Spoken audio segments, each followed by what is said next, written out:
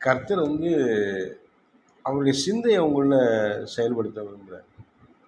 உங்கள் வாழ்க்கையை சாதாரணமாக நீங்கள் இருக்கலாம்.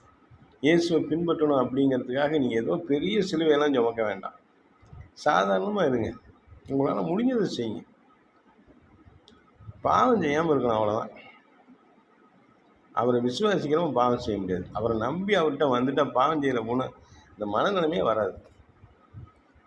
நான் தேவ சன்னிதானத்தில் நின்று தேவ பிரச்சனைகளை தொடும் பொழுது நான் பாவின்னு உணர்த்தப்பட்டேன். செகண்டு, இந்த ஆண்டு வரை எல்லாத்தையும் நம்ம சொல்லணும், இந்த தெய்வத்தைங்கிற உணர்வு 2 தான் வந்துச்சு. ஃபஸ்ட்டு உணர்வு ஏதோ ரொம்ப நம்ம தாயிடத்தில் சேர்ந்த மாதிரி, ஏதோ நமக்கு வேண்டியது அடைஞ்ச மாதிரி இருந்தது. நம்ம அப்படி ஊருக்கு போயிட்டு நம்ம தாயார் ரொம்ப நேரம் கழிச்சு வரும்பொழுது எப்படி இருக்கும், அந்த மாதிரி இருந்துச்சு.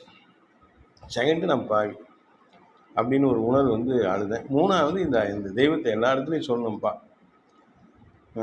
பாவம் செய்யக்கூடாது, ரொம்ப சுத்தமாக இருக்கணும் அப்படிங்கிற ஒரு எண்ணம் நான் அதுலேருந்து ஃபாலோ பண்ண ஆரம்பித்தேன். 1985 தெருக்களில் ஊழியம் செஞ்சேன்.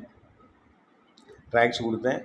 எங்கள் பாஸ்டர் அழைச்சிட்டு போய் தெருக்களில் நிற்க வச்சு பிரசங்கம் பண்ண சொல்லி கவனித்தார். அடுத்து அவருடைய கிளை சபைகளுக்கெல்லாம் அனுப்பிச்சார். அப்புறம் பலவிதமான பிரிவுள்ள சபைகள், எல்லா சபைகளையும் முழுறு ஜெபங்களை ஆரம்பித்தோம்.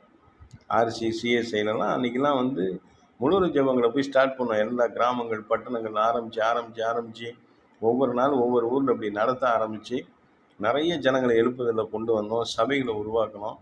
யாரையும் சபையிலேருந்து இன்னொரு சபைக்கு பிரிச்சுட்டு போல, அவங்கவுங்க அங்கங்கேயே எழுப்புதல் அடைஞ்சிருந்தாங்க. அதனால தான் எங்கேயும் எனக்கு நான் வெறுப்பை சம்பாதிக்கலை. அங்கேயே இரு, ஆனால் நீ ஆவிக்குரிய வளர்ச்சியில் கிறிஸ்துக்குள்ளே நீ வளரு. நிறைய வளர்ந்துருக்குறாங்க, நல்லா இருக்கிறாங்க இன்றைக்கி. ஆகவே நீங்கள் ஒன்றும் பெரிய பாரம்லாம் சுமக்க வேணாம். ஊழியெல்லாம் ரொம்ப நான் பாரம் சுமக்கிறேன் அப்படியே கஷ்டம். அவர் நல்லவருங்க, அவர் நல்லவர், நம்ம தெய்வம் நல்லவர். நீங்கள் அதை தெரிஞ்சுக்கிட்டு சாதாரணமாக வாழுங்க, இப்போ இலகுவாக போங்க. எப்போ பார்த்தாலும் எனக்கு பாடு வரும்போது நம்மளே அதை பேசிக்கிட்டு, பாடுகள் இருக்கலாம், அதுக்கு எந்நேரம் பாடுகள் அவர் கொடுக்கறதுக்கு அவர் இல்லை, அப்படி கிடையாது. அவர் சமாதான காரண வியாதியை உன்னிலிருந்து விலக்குவேன் என்று சொல்கிறார் கர்த்தர். தைரியமாக போங்க, கர்த்தருடைய கிருபை உங்களோடு இருக்கு. ஆமென், அல்லேலூயா.